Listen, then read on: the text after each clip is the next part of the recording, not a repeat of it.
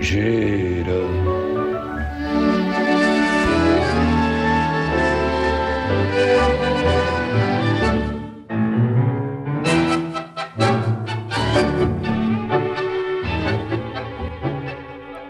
Claro, tiene usted razón. Piénselo, es que no es una distinción retórica, me parece. Si aplicamos la sustitución del para qué, en la sustitución del por qué por el para qué en la doxa del lead periodístico, en las O el cómo también. Bueno, el cómo siempre está metido ahí, porque el cómo en realidad está un poco subsumido en el qué, ¿no? Hay autores que lo ponen aparte y tal, pero bueno, el cómo que además formaba parte de la retórica quintiliana, ¿no? Uh-huh. En realidad está un poco subsumido en el qué, pero bueno, vamos a subsumirlo o no subsumirlo. La cuestión que a mí siempre me ha importado es la incapacidad, especialmente del periodismo, para responder al por qué. ¿Por qué? La verdad es que tampoco la ciencia. Fíjese que la pregunta de la ciencia tampoco es el por qué, ¿no? La ciencia describe eventos, tira leyes como quien tira líneas y luego espera que se cumplan en la observación, pero no se ocupa de los porqués, porque los porqués siempre le parecen metafísicos, ¿no? Bueno, pues el periodismo que abusa frecuentemente de querer dar una explicación, o sea, pormenorizada sobre por qué ocurren las cosas, creo que ganaría su precisión y su estatuto epistemológico si sustituyera esa gran pregunta metafísica, esa pregunta que además inevitablemente va acompañada de otras preguntas, ¿no? Pues ¿por qué mataron? Pues porque les faltaba litio, porque habían tomado drogas, porque no sé qué. Miles de razones, siempre unas superpuestas a otras y con dificultades para establecer cuál de ellas de alguna manera es la que domina, ¿no? Es decir, yo no sé si en una... siempre hay la posibilidad de que una investigación sobre las causas de un suceso pues acaben revelando un mapa ordenado, ¿no? Donde las causas estén, pues, en fin, perfiladas casi con su porcentaje, ¿no? Pero eso no es el caso del periodismo ni de la verdad periodística, que actúa de inmediato.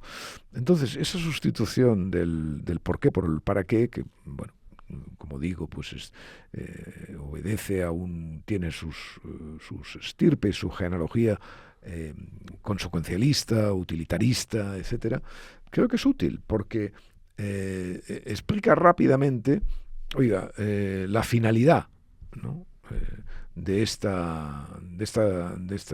hecho fue esta, ¿no? O sea, yo me imagino a estos dos asesinos presuntos, digámoslo, estos niños asesinos, menores de edad, sí. Uh-huh.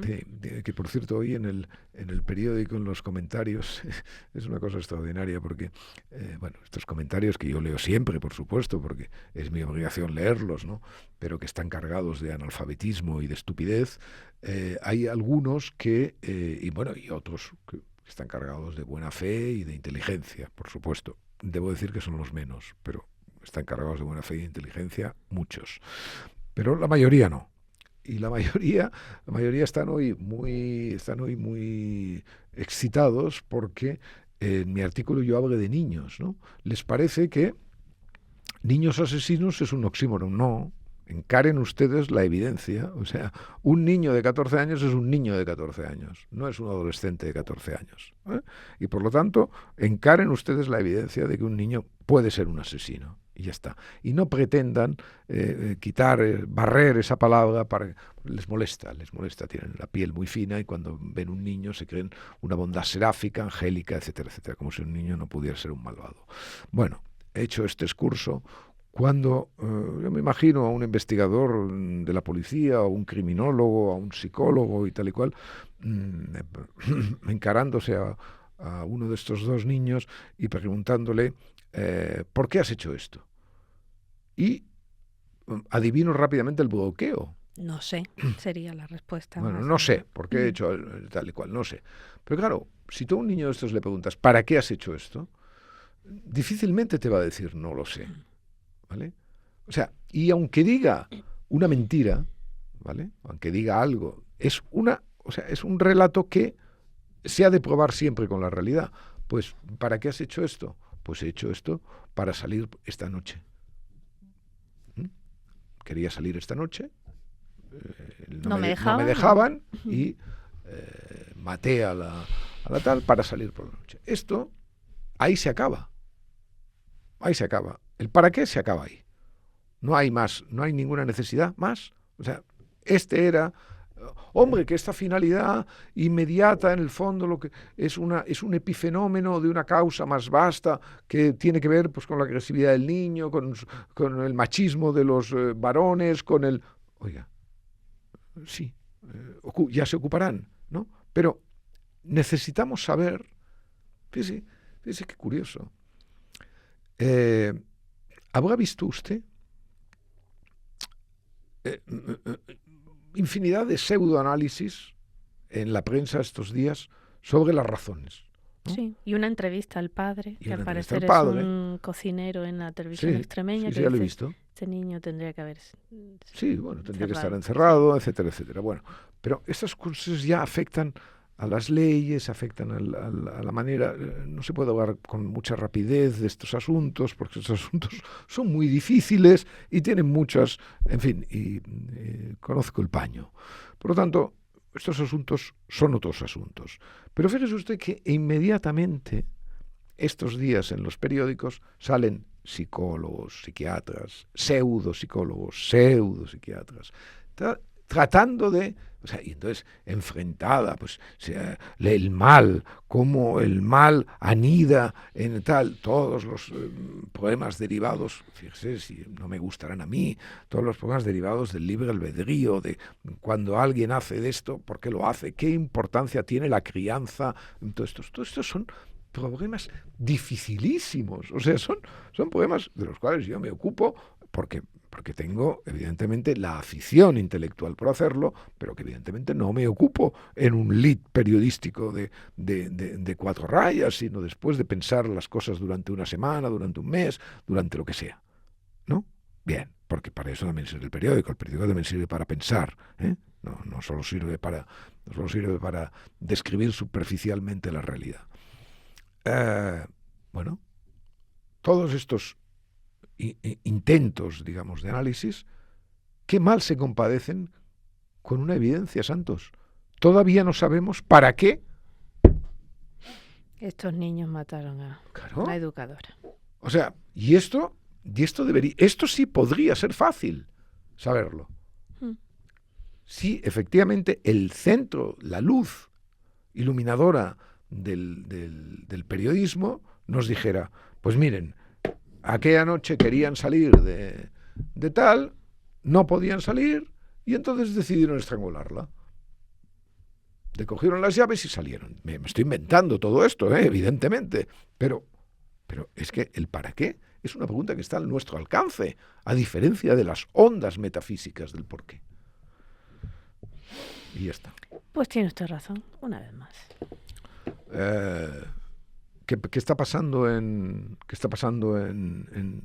Salt? ¿Qué está pasando en Mataró? ¿Qué está pasando? En Gerona. Bueno, en Salt, al parecer, intentaron desalojar a un imán el otro día, esto el viernes pasado, y al parecer la primera vez lo desalojaron sin ningún problema, pero luego organizaron una manifestación. ¿Pero por qué lo iban a desalojar? Porque llevaba 5 años sin pagar alquiler, al parecer. O sea, estaba de ocupa en una casa. Sí. Ahora se llama inquiocupa. Usted sabe que estas palabras... Inquiocupa, ¿no? ¿En qué se ocupa? Y entonces, bueno, se organizó una manifestación para apoyar al imán que estaba siendo desalojado y una plataforma ultraizquierdista de apoyo a los... digamos, en contra de los desahucios y contra el racismo. Y llevan 3 noches quemando contenedores. Los partidarios del imán, y al parecer una noticia, según leo, de Laura Fábregas, nuestra amiga, en el Objective, que el imán no puede acceder a una vivienda social porque cobra demasiado, según el ayuntamiento. Ya. Y parece que los disturbios estos se han trasladado a Mataró, de Mataró, que, Barcelona. bueno, Mataró, pero esto es Salt, ¿no? Me dice Esto es usted. Salt, Gerona, Bueno, sí. Salt está muy lejos de Mataró. Bueno, Qué no curioso. sé. Bueno, pero que ha habido otro incidente en Mataró o algo así, Sí. supongo, ¿no? Uh-huh.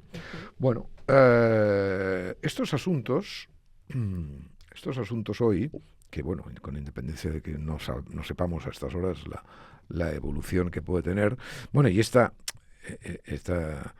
peligrosísima, ¿no? Intersección entre ultraizquierdismo y islamismo radical, ¿no? Bueno, o sea, es una cosa de nuestro presente. Bueno, pero esto, claro, esto antes podía pasar. De hecho, pasaba y ha habido muchos incidentes en Cataluña, especialmente, de tipo racista, etcétera, que se han silenciado siempre, ¿no? Porque, bueno, estas cosas no convenían al estatuto de oasis que tenía Cataluña en aquellos momentos. Yo me acuerdo alguna vez en El País que, interesado por describir estos protofenómenos, me advirtieron alguna vez que, bueno, que ya se sabe dar publicidad a estas cosas, etcétera, etcétera, ¿no? Bueno, pues tanto los incidentes racistas como las réplicas, digamos, al racismo, todo esto permanecía tal. Ahora hay un partido político que se llama Alianza Catalana, que está liderado por una señora muy carismática que se llama Sílvia Orriols, y que habla muy bien, las torpes y turbias ideas que tiene, las expresa con claridad, porque lo cortés no quita lo valiente, ni siquiera lo cobarde, ni lo estúpido.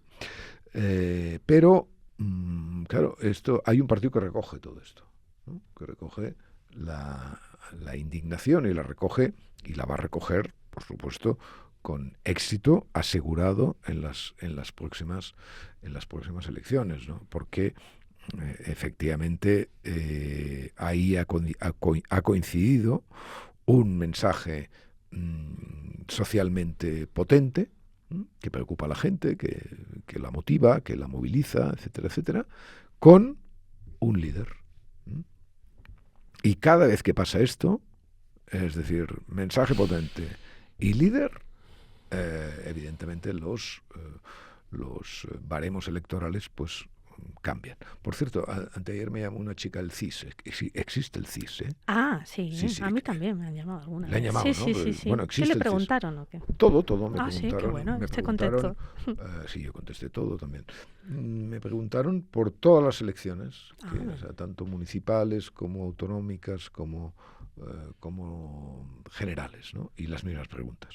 Pues lo que haría, que votaría, con qué partido me sentía más identificado y tal. Claro, yo como ahora no tengo partido, tengo un problema, ¿no? Porque, ¿a quién va usted a votar? No lo sé, claro, porque, en fin, me quedé absolutamente, en fin, bueno, ya sabe usted que en el nacimiento de Ciudadanos hubo ese impulso del que estos literatos que les dicen, ¿y usted por qué escribió esta novela? Hombre, pues porque no tenía nada que leer. Pues en fin, nosotros fundamos Ciudadanos porque no teníamos nada que votar, o sea que algo habrá que hacer. Bueno, querida, creo que tenemos que hablar hoy un poco largo, Santos, y tendido, en la medida de lo posible, sobre este aniversario del COVID. Uh-huh. Ha salido alguna nota en la prensa de interés sobre este particular. Uno del New York Times que habrá usted leído, ¿no? Sí, la he leído. Uh-huh. Había se planteaba un artículo del Times que más o menos que habíamos aprendido, ¿no? Sí, lo comparaba con otras pandemias, ¿no? Si se parecía a la gripe de 1918, lo describe como aterradora cuando estaba en pleno apogeo, pero pronto relegada al estallido de una pesadilla que pasó hace mucho. Era como la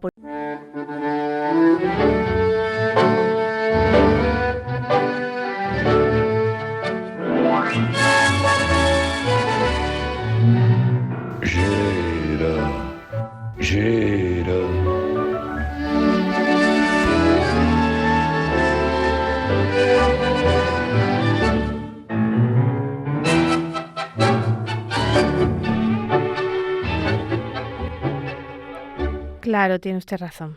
Piénselo, es que no es una distinción retórica, me parece.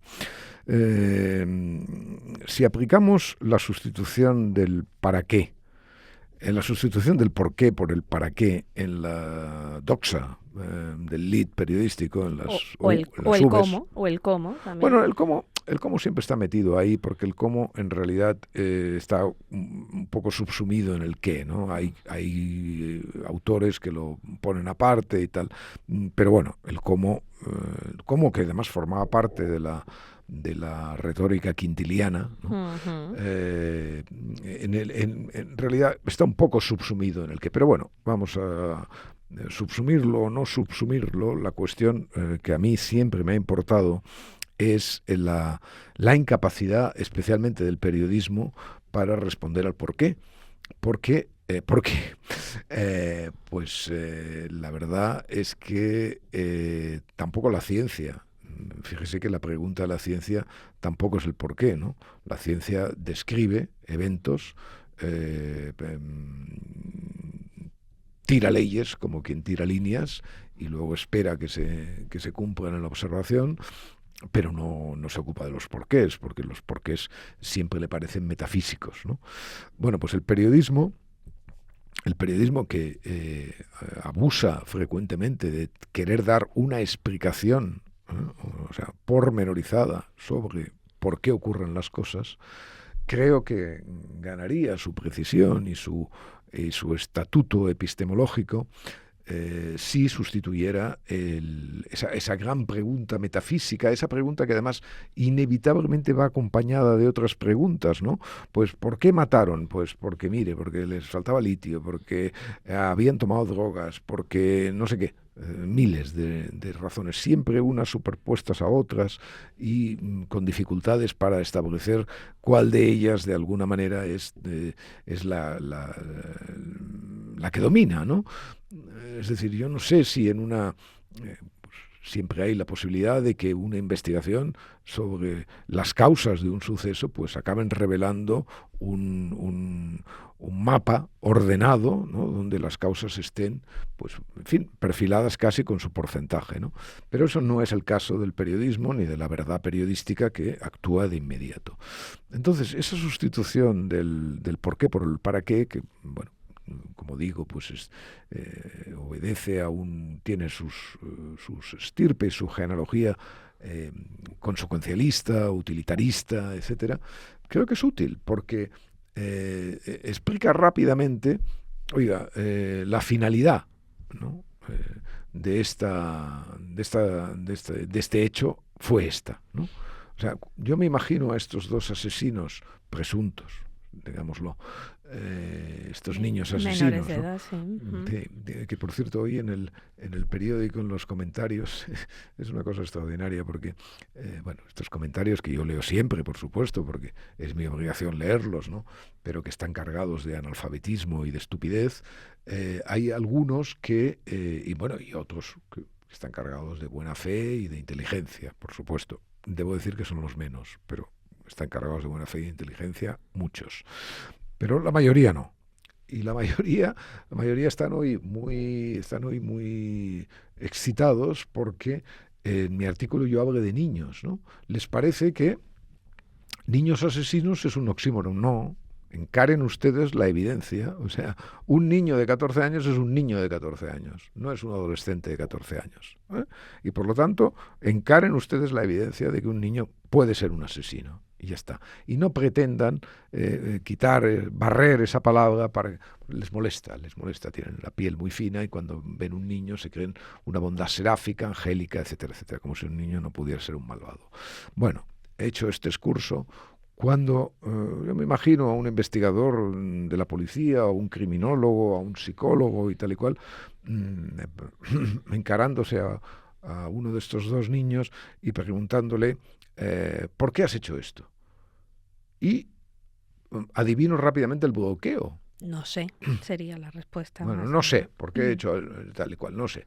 Pero claro, si tú a un niño de estos le preguntas, ¿para qué has hecho esto? Difícilmente te va a decir, no lo sé. ¿Vale? O sea, y aunque diga una mentira, ¿vale? Aunque diga algo, es una o sea, es un relato que se ha de probar siempre con la realidad. Pues, ¿para qué has hecho esto? Pues he hecho esto para salir esta noche. Quería salir esta noche, No me no me dejaban. dejaban y maté a la tal para salir por la noche. Esto, ahí se acaba. Ahí se acaba. El para qué se acaba ahí. No hay más, no hay ninguna necesidad más. O sea, este era... Hombre, que esta finalidad inmediata, en el fondo, lo que es un epifenómeno de una causa más vasta que tiene que ver pues, con la agresividad del niño, con el machismo de los varones, con el... Oiga, sí, ya se ocuparán, ¿no? Pero necesitamos saber, fíjese qué curioso. ¿Habrá visto usted infinidad de pseudoanálisis en la prensa estos días sobre las razones? ¿No? Sí, y una entrevista al padre, que al parecer es un cocinero en la televisión extremeña, que ya lo he dice, visto. este niño tendría que haber Sí, bueno, tendría que estar encerrado, etcétera, etcétera. Bueno, pero estas cosas ya afectan a las leyes, afectan a la manera... No se puede hablar con mucha rapidez de estos asuntos, porque estos asuntos son muy difíciles y tienen muchas... En fin, y conozco el paño. Por lo tanto, estos asuntos son otros asuntos. Pero fíjese usted que inmediatamente, estos días en los periódicos, salen psicólogos, psiquiatras, pseudopsicólogos, tratando de... O sea, y entonces, enfrentada, pues, el mal, cómo el mal anida en todos los problemas derivados, fíjese, si no me gustarán a mí, todos los problemas derivados del libre albedrío, de cuando alguien hace de esto, ¿por qué lo hace? ¿Qué importancia tiene la crianza? Todos estos son problemas dificilísimos, o sea, son problemas de los cuales yo me ocupo porque tengo, evidentemente, la afición intelectual por hacerlo, pero que evidentemente no me ocupo en un lead periodístico de 4 rayas, sino después de pensar las cosas durante una semana, durante un mes, durante lo que sea. ¿No?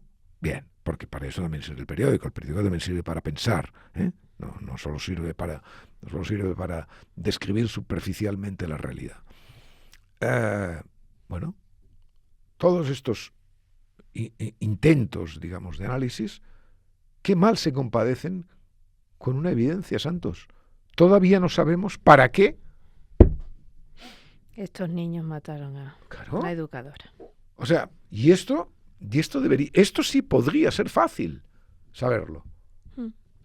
Si efectivamente el centro, la luz iluminadora del periodismo nos dijera, pues miren, aquella noche querían salir de tal, no podían salir y entonces decidieron estrangularla. Le cogieron las llaves y salieron. Me estoy inventando todo esto, evidentemente, pero es que el para qué es una pregunta que está a nuestro alcance, a diferencia de las ondas metafísicas del por qué. Y ya está. Pues tiene usted razón, una vez más. ¿Qué está pasando en Salt? ¿Qué está pasando en Mataró? ¿Qué está pasando? Bueno, en Gerona. Bueno, en Salt, al parecer, intentaron desalojar a un imán el otro día, esto el viernes pasado, y al parecer la primera vez lo desalojaron sin ningún problema, pero luego organizaron una manifestación. ¿Pero por qué lo iban a desalojar? Porque llevaba 5 años sin pagar alquiler, al parecer.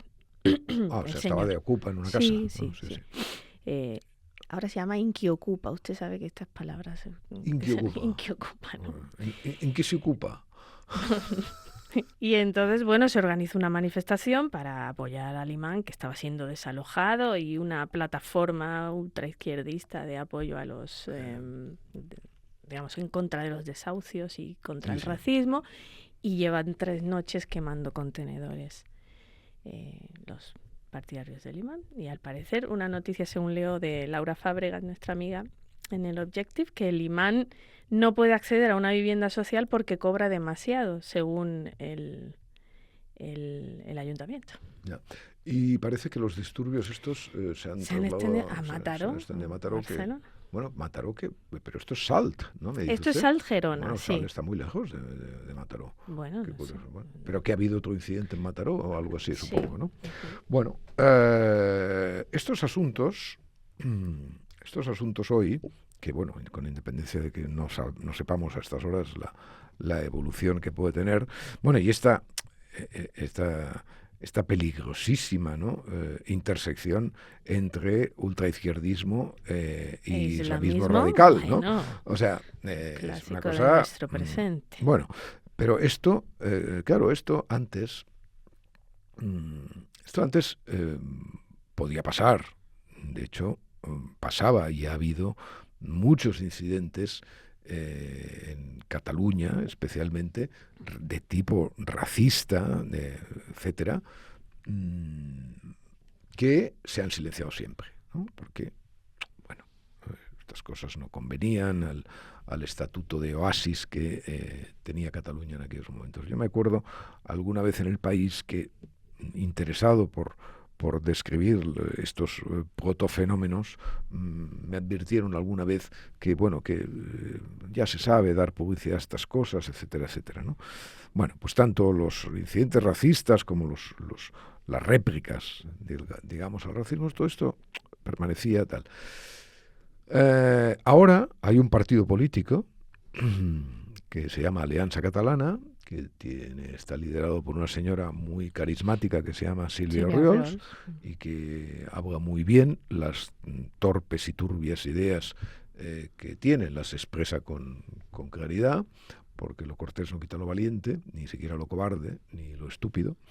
Pero, claro, hay un partido que recoge todo esto, ¿no? Que recoge la indignación y la recoge y la va a recoger, por supuesto, con éxito asegurado en las próximas elecciones, ¿no? Porque efectivamente ahí ha coincidido un mensaje socialmente potente, que preocupa a la gente, que la motiva, que la moviliza, etcétera, etcétera, con un líder. Y cada vez que pasa esto, es decir, mensaje potente y líder, evidentemente los baremos electorales pues cambian. Por cierto, anteayer me llamó una chica del CIS. Existe el CIS, ¿eh? Ah, sí, Sí. A mí también me han llamado alguna vez. Le han llamado, sí, ¿no? Sí. Bueno, ¿Qué le preguntaron o qué? Todo me preguntaron. Sí, qué bueno, me usted preguntaron, contestó. sí, yo contesté todo también. Me preguntaron por todas las elecciones, o sea, tanto municipales como autonómicas como generales, ¿no? Y las mismas preguntas. Pues lo que haría, que votaría, con qué partido me sentía más identificado y tal. Claro, yo como ahora no tengo partido, tengo un problema, ¿no? Porque, ¿qué va usted, ¿a quién va usted a votar? Ah, no lo sé, claro, porque, en fin, me quedé absolutamente, en fin, bueno, ya sabe usted que en el nacimiento de Ciudadanos hubo ese impulso del que estos literatos que les dicen, ¿y usted por qué escribió esta novela? Hombre, pues porque no tenía nada que leer. Pues en fin, nosotros fundamos Ciudadanos porque no teníamos nada que votar, o sea que algo habrá que hacer. Bueno, querida, creo que tenemos que hablar hoy un poco largo, Santos, y tendido, en la medida de lo posible, sobre este aniversario del COVID. Ha salido alguna nota en la prensa de interés sobre este particular. Uno del New York Times que habrá usted leído, ¿no? Sí, la he leído. Había se planteaba un artículo del Times que más o menos que habíamos aprendido, ¿no? Sí, lo comparaba con otras pandemias, ¿no? Si se parecía a la gripe de 1918, lo describe como aterradora cuando estaba en pleno apogeo, pero pronto relegada al estallido de una pesadilla que pasó hace mucho. Era como la poliomielitis, que ya está vencida, pero que dejó heridos invisibles que sufren consecuencias de salud. A ver, sobre la comparación esta de la gripe del 18, yo he leído varios libros sobre esto. No estoy demasiado de acuerdo demasiado de acuerdo, o sea, estoy de acuerdo con que efectivamente fue aterradora cuando estaba azotando a la sociedad, pero Ujú. pronto relegado, dice, al estado de una pesadilla hace mucho tiempo. Vamos a ver, hay una cuestión muy singular, y es que es la huella que la literatura deja de la gripe del 18 es muy escasa, Ujú. muy escasa. Y esto lo sé porque he investigado a partir de un libro que no recuerdo ahora, en el cual se hablaba de esta cuestión, ¿no? Y decía que esto luego se lo digo porque habrá que apuntar el libro en esas notas que usted hace para presentar el podcast de cada semana.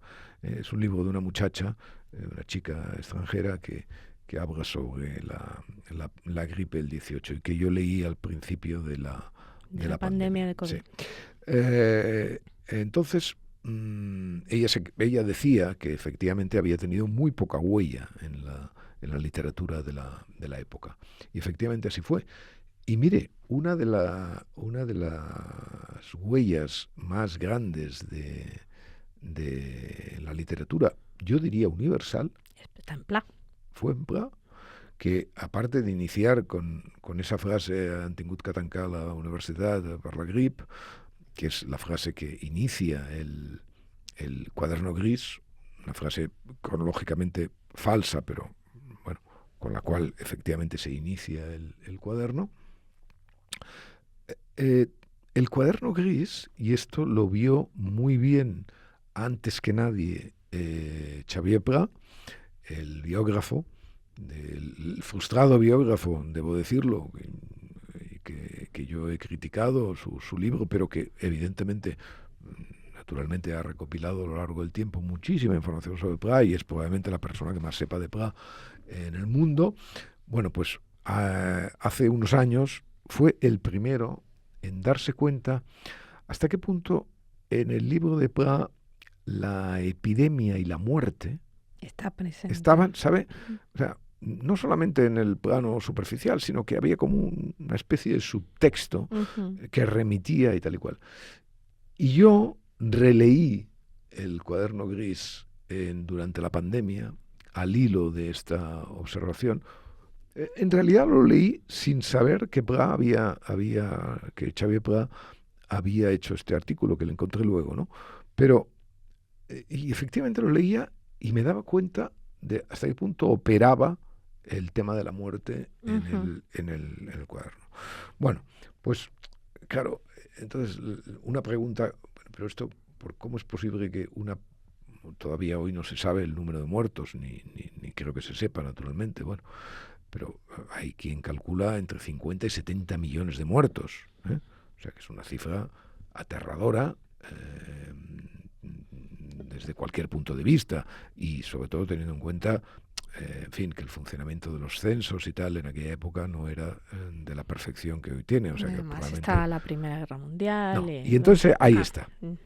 Entonces esa es una de las claves, es decir, esto aquí pasa aquello que dice los trenes franceses, ¿no? Cuando vas a cruzar un paso a nivel, te dice, hay un cartelito que dice El atención. más grande, ¿no? No, atención cuando cruce, porque un tren puede ocultar a otro, ¿no? Ah. Claro, cuando pasas Ujú, te ves un tren, ujú. pero puede venir otro, ¿no? Y entonces eso es lo que pasa en el periodismo muchas veces, ¿no? Que un tren puede cacher el otro, ¿no? O sea, un tren puede tal. Y entonces la guerra, evidentemente, yo creo que oscureció, digamos, el eco entre otras cosas, porque por la cantidad de muertos, por la cantidad de penurias, por la cantidad de tal. Pero bueno, es importante señalar que efectivamente, o sea, realmente la gripe, o sea, tantos muertos en generaciones no dejó mucho Ujú. eco, ¿no? Y luego, la última pregunta que se hace es, ¿o es única la COVID respecto a haber generado un rechazo generalizado de los consejos de salud pública y de la ciencia en sí? actitudes que en el futuro pueden pasar factura a la nación cuando surja la próxima enfermedad importante. Bueno, esto y es dicen muy... los historiadores todo lo anterior un poco. Ya. Este es un punto de vista, esto de la desconfianza en la ciencia, muy americano y muy polarizado por la intrusión, digamos, de la política en las respuestas al COVID, ¿no? Yo seguí gracias a David Leonard, que ahora ha dejado la dirección de The Morning, la newsletter del Times, y me sabe muy mal porque realmente lo mejor que yo leía en los años de la pandemia sobre el asunto, o buena parte, era lo de Leonard en The Morning, ¿no? Y siempre daba, por ejemplo, datos que eran pues muy significativos, ¿no? O sea, cómo coincidía el número de muertes cuando empezaron a aparecer las vacunas con los estados donde efectivamente las vacunas generaban más rechazo, ¿no?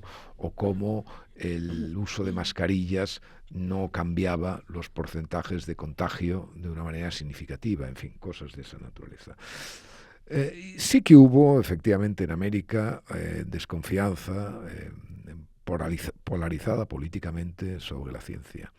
Y sí que hubo una general discusión en el mundo sobre los métodos de la ciencia, pero me parece injusto decir que del COVID se salió con resquemor hacia la ciencia. Yo creo que todo el mundo, en fin, todo el mundo civilizado, sabe, por ejemplo, que la rapidez con la que las vacunas irrumpieron en la enfermedad es un hallazgo científico, es una marca científica extraordinaria, que evidentemente las vacunas, pues como cualquier vacuna, generó problemas, generó reacciones contrarias, generó lo que sea, es igual, salvaron miles de vidas, ¿no? Con independencia de que tampoco sirvieran para evitar el contagio, etcétera, etcétera. Que es probable que en algún momento no se tuvieran que dar vacunas a los jóvenes o a los niños, etcétera. Bueno, todo eso se puede discutir, pero es evidente que el ARN, en fin, la base con la que estas nuevas vacunas han sido producidas, dará unas grandes alegrías a la humanidad muy pronto, ¿no? Entonces, no, yo la ciencia creo que, bueno, se le discute, pero la ciencia no sale perjudicada del COVID, no sale perjudicada del COVID. En general, ya digo que en América puede haber una cierta distinción. Lo que sí sale perjudicado del COVID, y ese es otro de los asuntos, hay una nota en la BBC de ayer, lo leí, muy larga, sobre una de las cuestiones claves de la reacción de las autoridades políticas ante la pandemia, ¿no? Que es el confinamiento. Es decir, ¿sirvieron o no sirvieron los confinamientos? ¿Y de qué modo sirvieron y de qué modo no sirvieron, ¿no? Hay una larguísima discusión y ya la hubo desde las primeras fechas. Mire, mal me está decirlo,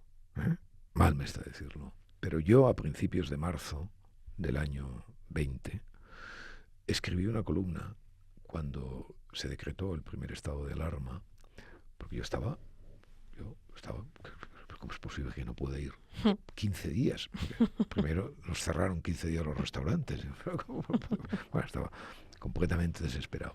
Y entonces este estado de ánimo influyó, porque claro, este estado de ánimo influye sobre las teorías que uno tal. Entonces yo escribí una columna diciendo, bueno, muy bien, esto de los cierres, estos estados de alarma, nos hagamos de casa, tal, cierre la economía y tal, pero me preguntaba, ¿ustedes han hecho los números? Claro, o sea, entonces salían los médicos, incluso buenos amigos míos, ¿no? Pero ¿cómo van a hacer números si está muriendo la gente en las calles, si está muriendo la gente? Bueno, estas exageraciones, ¿no?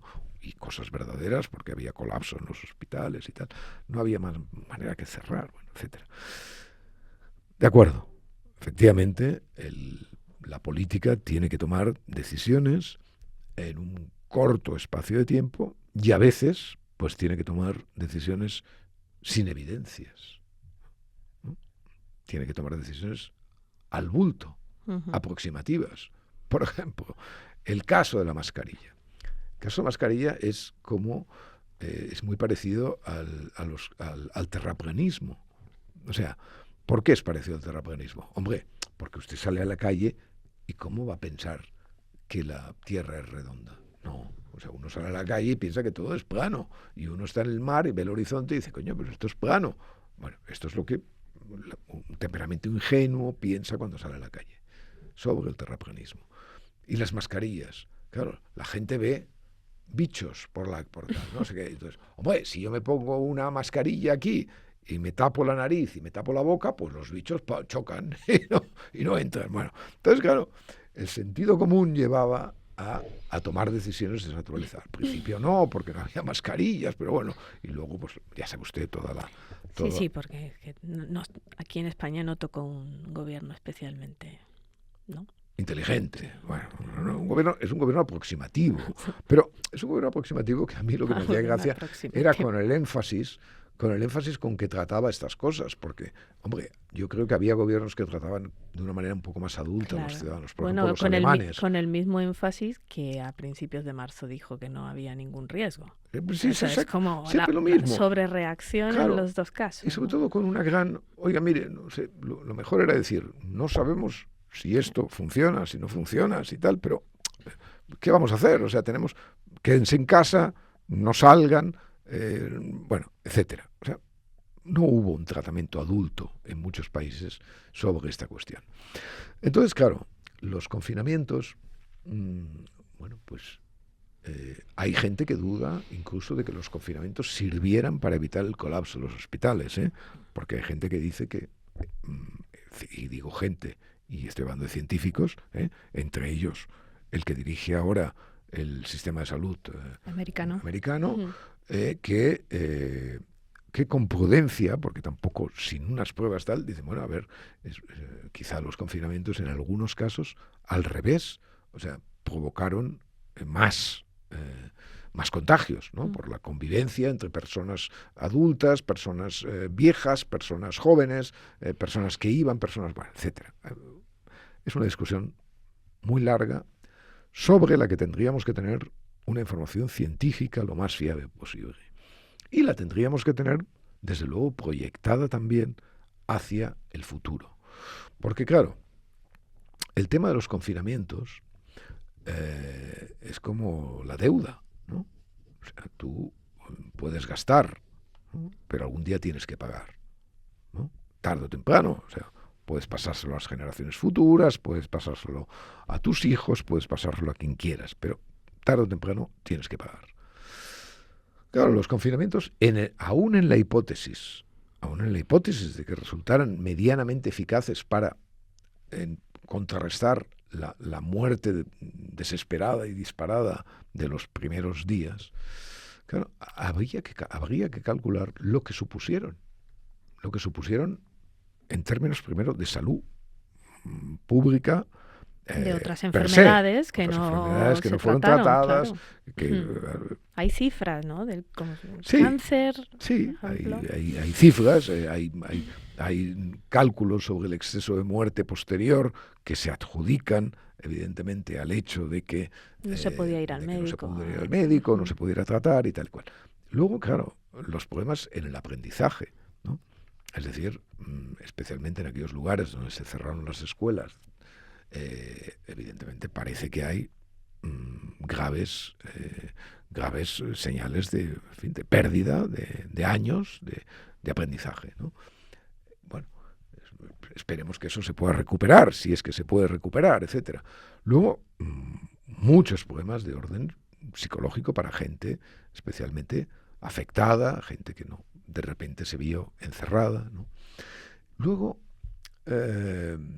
claro, todo eso que dicen los viejitos, ¿no? Es que, bueno, de repente nos encerraron 2 años que yo tenía previsto hacer 2 vueltas por el mundo, ¿no?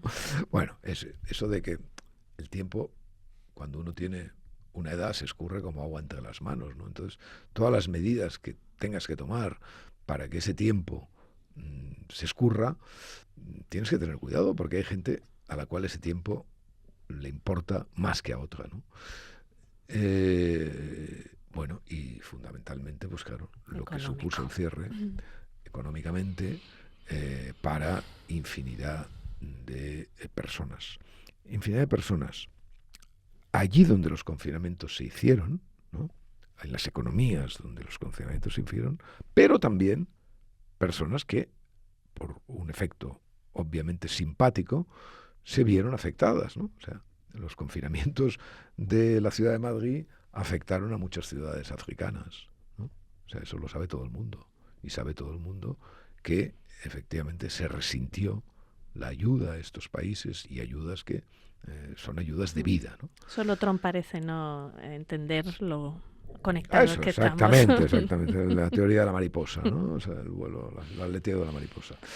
Bueno, es un asunto fascinante desde el punto de vista intelectual, la cantidad de variables que hay que meter en la batidora de la inteligencia para que esto de alguna manera algún día podamos saberlo y sobre todo podamos dejar a nuestros herederos, si es que nosotros no sufrimos otra pandemia, algunas instrucciones claras sobre cómo afrontar una tragedia de esa naturaleza.